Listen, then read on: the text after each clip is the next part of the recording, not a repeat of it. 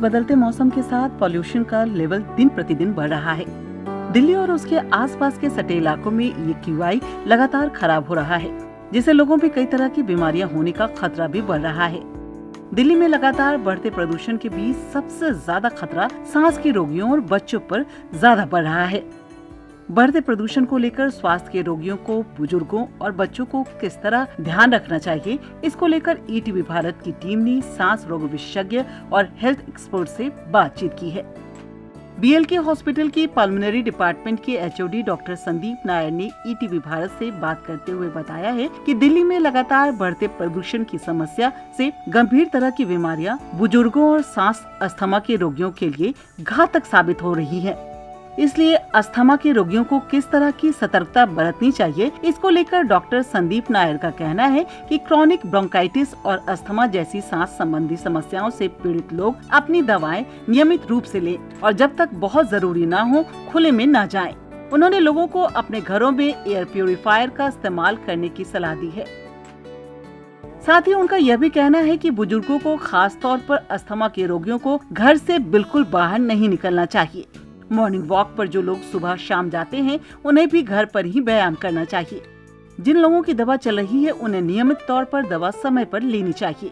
हमारे पास भी इस समय सांस के मरीजों की संख्या बढ़ती जा रही है। जो नियमित दवा ले रहे थे, उन्हें भी समस्या हो रही है, क्योंकि राजधानी दिल्ली में पॉल्यूशन का लेवल लगातार बढ़ रहा है।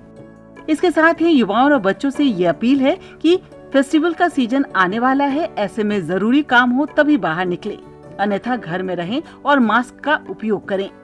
इस तरह की स्थिति में आपको अपने खान पान पर भी ज्यादा ध्यान देने की जरूरत है। ऐसे में जितना हो सके अपने डाइट में हरी सब्जियां और ताजे फलों को शामिल करें, लेकिन इन्हें खाने से पहले अच्छी तरह से धो लें।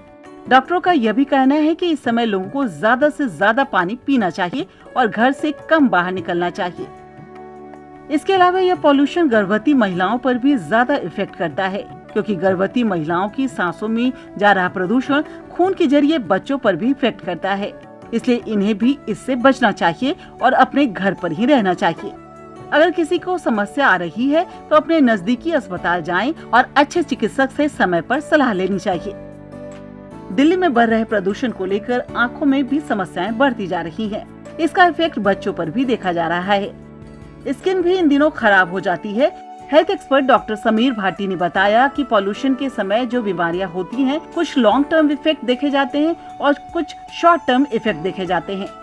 ज्यादातर पॉल्यूशन के समय हमारी आंखों में जलन होने लगती है, आंखें सूजने लगती है, गले में दिक्कत होती है और सबसे ज्यादा पॉल्यूशन हमारे लंग्स और हार्ट के ऊपर असर डालता है। लेकिन सबसे ज्यादा दिक्कत है उन लोगों को जो पहले से लंग्स और फेफड़ों की बीमारी से ग्रसित हैं। प्रदूषण सभी को इफेक्ट करता है, लेकिन सभी की इम्यूनिटी के ऊपर यह डिपेंड करता है कि जिन लोगों की आंखों में जलन, सूजन या दिक्कत परेशानी हो रही हो तो उन्हें अच्छे सनग्लासेस का उपयोग करना चाहिए। चश्मा हर समय लगाए रहना चाहिए।